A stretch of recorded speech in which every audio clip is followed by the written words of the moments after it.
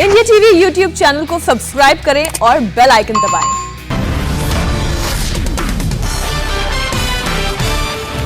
वक्त है breaking news का। देश में कैसे हुआ कोरोना का सबसे बड़ा विस्फोट, बंगाल में कैसे शुरू हो गया चौथे दौर का घमासान, मुख्तार अंसारी पर अभी क्या है बड़ी खबर आपको बताएंगे। लेकिन सबसे बड़ी खबर मुंबई से परमबीर सिंह से जुड़ी हुई, जहां पर सचिन वाजे केस में आज परमबीर सिंह का सामना एनआईए के सवालों से हो रहा है। ब्रेकिंग न्यूज ये है कि मुंबई के पूर्व पुलिस कमिश्नर परमबीर सिंह से पिछले करीब 2.5 घंटे से एनआईए लगातार पूछताछ कर रही है। एनआईए परमबीर सिंह से एंटीलिया विस्फोटक और मनसुख मर्डर केस में सवाल जवाब कर रही है। परमबीर सिंह से सचिन वाजे के रिश्ते और ट्रांसफर पोस्टिंग के मामले में भी पूछताछ हो रही है। साथ ही वाजे की डायरेक्ट रिपोर्टिंग के मामले में भी एनआईए ने उन्होंने लगातार सवाल जवाब किए हैं। आपको बता दें कि कल एक डीसीपी से भी एनआईए ने घंटों पूछताछ की थी।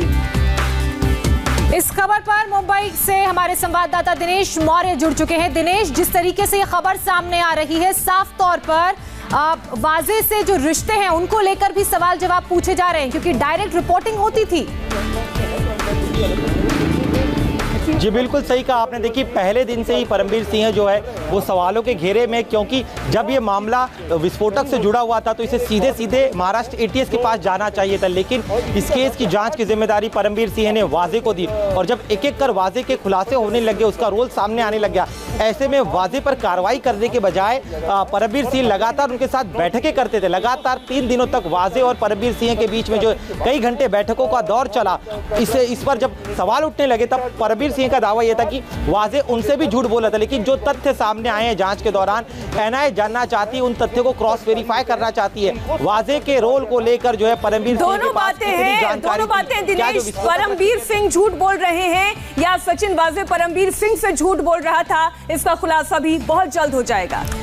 तो वहीं वसूली कांड और सचिन वाजे को लेकर पुलिस कमिश्नर के खुले संरक्षण पर सबसे बड़ा खुलासा हुआ है। इंडिया टीवी के पास वो सीक्रेट और कॉन्फिडेंशियल रिपोर्ट है जो सचिन वाजे और परमबीर सिंह के रिश्तों को पूरी तरह से बेनकाब कर रही है।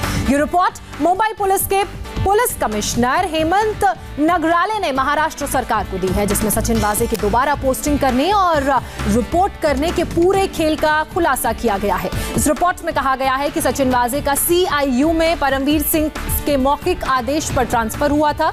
वो क्राइम ब्रांच के किसी अफसर को नहीं रिपोर्ट करता था। सिर्फ यही नहीं, वो जूनियर अफसरों को भी कहता था कि किसी और को रिपोर्ट मत करो। यहां तक कि जब वाजे को सीआईयू में ट्रांसफर करने की बात हुई तो जॉइंट सीपी क्राइम ने इसका विरोध किया था। सचिन वाजे जब ऑफिशियल मीटिंग में आता था तो सरकारी गाड़ी से नहीं बल्कि लग्जरी गाड़ी से आता था। दिनेश मौर्य के पास इस पर और ज्यादा जानकारी है। दिनेश, आखिर इस सचिन वाजे की नियुक्ति की किसने और वो ये कैसे तय करता था कि रिपोर्टिंग किसको करनी और किस नहीं करनी है? क्योंकि परमबीर सिंह तो आरोप सचिन वाजे पर ही लगा रहे थे कि उनके पास रिपोर्टिंग नहीं हो रही थी सचिन वाजे की। देखिए, इस रिपोर्ट पर अगर भरोसा करें तो जो जांच की गई मुंबई पुलिस के कमिश्नर के द्वारा, उसमें निकल कर आया कि जब वो निलंबित थे कोरोना काल में एक बैठक हुई। इस बैठक में परमबीर सिंह मौजूद थे और अन्य अधिकारी मौजूद थे, और इसी बैठक में ये हवाला दिया गया कि अधिकारियों की कमी, इसीलिए जो है अन्य अधिकारियों को, जो सस्पेंडेड अधिकारी है, उन्हें सेवा में लाया जाए। तो परमबीर सिंह की अध्यक्षता में इन्हें नियुक्त करने का फैसला लिया गया। एक दूसरा, जितनी भी जांच हुई, जितने भी हाई प्रोफाइल केसेस की जांच की, उस जांच को लेकर इंस्ट्रक्शन जो है सीधे उस समय जो पुलिस कमिश्नर थे परमबीर सिंह, उनके द्वारा ली जाती थी। और वाजे अपने किसी भी अन्य बड़े अधिकारी है, वाजे एपीआई रैंक के थे, उनके ऊपर pi, senior pi, ACP, DCP, joint CP, additional CP crime तक के बड़े अधिकारी थे। लेकिन वाजे इनमें से किसी को भी रिपोर्ट नहीं करते थे, वो सीधे तत्कालीन सीपी को रिपोर्ट करते थे। तो ये सारी बातें जो है वो लिखी गई है इस रिपोर्ट में, और इस रिपोर्ट को सौंप दिया गया गृह मंत्रालय में, क्योंकि सचिन वाजे की गिरफ्तारी के बाद गृह मंत्रालय की काफी ज्यादा किरकिरी हुई कि इस तरह से एक अधिकारी जो है, इसलिए अनिल देशमुख को इस्तीफा भी देना पड़ा। दिनेश, आप बने रहिए हमारे साथ न्यूज रूम से। हमारे सहयोगी हुसैन रिजवी भी इस खबर पर जुड़ गए, जिनके पास इस रिपोर्ट की कॉपी है। Hussain, over to you. आप बताएं इस कॉपी में क्या क्या बातें हैं? मीनाक्षी, इस रिपोर्ट के जरिए हेमंत नगराले जो मौजूदा कमिश्नर है, उन्होंने सरकार को इससे जुड़े जो तमाम सवाल थे सचिन वाजे से जुड़े, उन सवालों के जवाब सौंप दिए हैं। ये पहला पेज है उस रिपोर्ट का जो सरकार को, अघाड़ी सरकार को सौंपा गया है, और इसमें इस सवाल के साथ ही शुरुआत होती कि आखिर वाजे की बहाली कैसे हुई।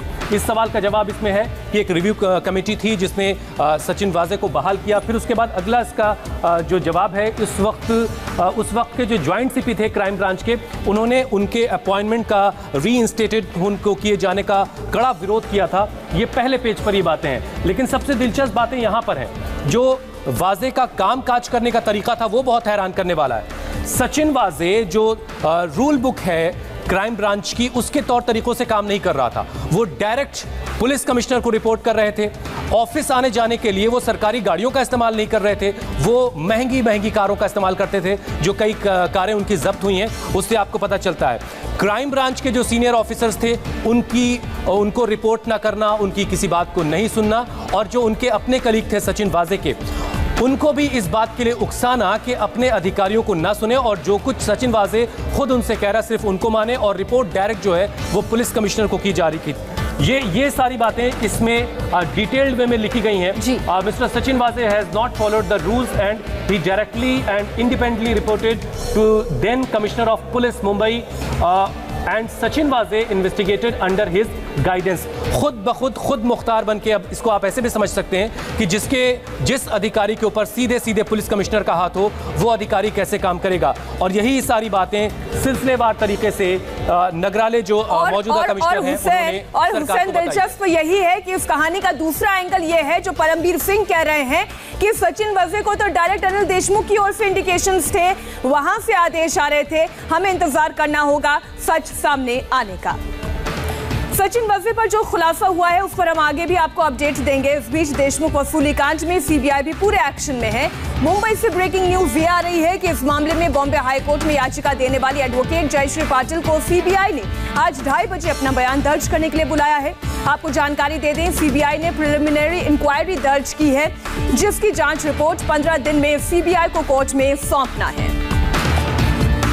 तो वहीं वसूली कांड को लेकर और एक ब्रेकिंग न्यूज सामने आ रही है। सीबीआई ने वसूली कांड में पीई जो दर्ज करने के लिए कहा था और इसी के साथ जांच शुरू कर दी है। सीबीआई जल्द ही पूर्व पुलिस कमिश्नर परमबीर सिंह को बयान दर्ज करने के लिए बुलाएगी। सीबीआई के जॉइंट डायरेक्टर मनोज शशिधर खुद इस हाई प्रोफाइल केस पर सुपरविजन कर रहे हैं। उनके साथ ही टीम में 2 एसपी, डीएसपी और एएसपी शामिल हैं। मनसुख मर्डर केस में सचिन वाजे को लेकर और ब्रेकिंग न्यूज आ रही है। हमारे संवाददाता ने बताया है कि आज एनआईए सचिन वाजे, विनायक शिंदे और नरेश गौड़ को कोर्ट में पेश करेगी और एक बार फिर से एनआईए सचिन वाजे की कस्टडी को बढ़ाने की अपील करने वाले हैं। इसके साथ ही एनआईए अब तक इन तीनों से जो पूछताछ हुई है और केस से जुड़ी हुई जानकारी भी कोर्ट के साथ साझा करेगी। इस वक्त की बड़ी खबर, ब्रेकिंग न्यूज एक बार फिर आपको बता दें, जांच से जुड़ी हुई जानकारी कोर्ट में साझा की जानी है। मनसुख मर्डर केस पर वाजे से जुड़ी हुई ये ब्रेकिंग न्यूज, सचिन वाजे को कोर्ट एनआईए पेश करेगी। तो वहीं मुख्तार अंसारी पर बांदा जेल से एक बड़ी ब्रेकिंग न्यूज सामने आई है। बांदा से हमारे संवाददाता ने खबर दी है कि बांदा जेल की बैरक नंबर 16 में मुख्तार अंसारी जो बंद है उसकी सुरक्षा बेहद कड़ी कर दी गई है। बांदा ही नहीं बल्कि लखनऊ से मुख्तार की 24 घंटे सीसीटीवी के जरिए निगरानी की जा रही है। जेल मुख्यालय लखनऊ के कमांड सेंटर रूम से अंसारी की मॉनिटरिंग कर रहा है। बांदा में मुख्तार पर पैनी नजर रखने के लिए नगर मजिस्ट्रेट बांदा को प्रभारी जेल अधीक्षक बनाया गया है। 2 नए डिप्टी जेलर भी यहां तैनात किए गए हैं। मुख्तार अंसारी पर बांदा जेल के सूत्रों के हवाले से एक और ब्रेकिंग न्यूज आ रही है। माफिया डॉन जो अब तक व्हील चेयर पर दिखाई दे रहा था, बांदा जेल पहुंचते ही वो अपने पैरों पे खड़ा हो गया है। जी हां, आप सही सुन रहे हैं। जेल के सूत्रों की माने तो बांदा जेल में मुख्तार अंसारी खुद अपने पैरों पर चलकर बैरक नंबर 16 के अंदर गया। आपको बता दें, मोहाली में पेशी के दौरान ही पहली बार मुख्तार अंसारी को सबने व्हील चेयर पर देखा था, लेकिन अब खबर यह है कि वो पैदल चलकर खुद अपने बैरक तक गए। हमारे संवाददाता विशाल प्रताप सिंह लगातार इस खबर पर हम तक जानकारी पहुंचा रहे हैं, उनकी एक रिपोर्ट देखिए। उत्तर प्रदेश का top most wanted mafia don विधायक मुख्तार अंसारी बांदा जेल पहुंच चुका है, लेकिन बांदा आने से बचने के लिए, उत्तर प्रदेश आने से बचने के लिए मुख्तार अंसारी ने तमाम तरीके के पैतरे अपनाए, लेकिन एक भी पैतरा उसके काम नहीं आया। मोहाली कोर्ट में जब पेशी होती है और यूपी पुलिस जब मुख्तार अंसारी को एम्बुलेंस से बैठा करके इस बांदा जेल के लिए निकलती है तो देखा जाता है कि मुख्तार अंसारी व्हील चेयर पर नजर आ रहा है। हमेशा उसकी पिटीशन में इस बात का जिक्र भी किया जाता है कि मुख्तार अंसारी बेहद बीमार है और इसीलिए वो व्हील चेयर पर चल रहा है, अपना जो मूवमेंट है वो कर रहा है। लेकिन इंडिया टीवी को जो एक्सक्लूसिव जानकारी मिली है उसके मुताबिक माफिया डॉन मुख्तार अंसारी जब इसी बांदा जेल में पहुंचता है तो अपनी बैरक में अपनी तन्हाई सेल में जाने के लिए वो बाकायदा उसी व्हील चेयर से उठता है, आसानी से लगभग 30 से 35 कदम चल करके अपने तन्हाई सेल में जाता है, तन्हाई बैरक में जाता है, जो साबित करने के लिए काफ़ी है कि व्हील चेयर पे आने का जो नाटक था वो निश्चित तौर पर सिर्फ और सिर्फ अपने लिए सिंपैथी गेन करना था। और सहयोगी विशाल प्रताप सिंह इसी खबर पर इस वक्त हमारे साथ जुड़ चुके हैं। विशाल, स्पष्ट रूप से बताइए, क्या मुख्तार अंसारी को वाकई व्हीलचेयर की जरूरत थी जब मोहाली कोर्ट में उसे व्हीलचेयर पर देखा गया, या फिर वो एक्टिंग कर रहा था? देखिए, जो हमारे सूत्र हमको बता रहे हैं ज्योत्सना, उसमें भी साफ हो गया है कि मुख्तार अंसारी को किसी भी तरीके की इतनी ज़्यादा बीमारी नहीं है कि उसको व्हील चेयर का इस्तेमाल करना पड़े। जो जेल टॉप ऑफिसर्स हैं उन्होंने इंडिया टीवी को इस बात को कंफर्म किया है कि मुख्तार अंसारी जब बांदा जेल पहुंचा है तो वहां पर उसने व्हील चेयर का इस्तेमाल नहीं किया है। और जो प्रेस रिलीज आई है जेल अथॉरिटीज़ की तरफ से उसमें भी इस बात का जिक्र है कि मुख्तार अंसारी को किसी भी तरीके की गंभीर बीमारी फिलहाल जो प्रथम दृष्टया चेकअप हुआ है उसमें नहीं आई है। यानी कि लिखित में भी जेल अथॉरिटीज़ ने दे दिया है कि मुख्तार अंसारी किसी भी गंभीर बीमारी से ग्रसित नहीं है। और जेल अथॉरिटीज ने भी इंडिया टीवी को कंफर्म कर दिया है कि लगातार व्हील चेयर पर दिखने वाला मुख्तार जैसे ही बांदा जेल में पहुंचता है वैसे ही वो अपनी सेल में जाने के लिए 30 से 35 कदम आसानी से व्हील चेयर से उठता है और आसानी से उस तन्हाई सेल तक जाता है। यानी मुख्तार अंसारी भी ये समझ गया है कि अब उत्तर प्रदेश में उसका ये नाटक और नहीं चलेगा। पूरी जानकारी के लिए आपका शुक्रिया विशाल। और श्रीनगर से इस वक्त एक और ब्रेकिंग न्यूज आ रही है, आपको देंगे डिटेल्स ब्रेक के बाद।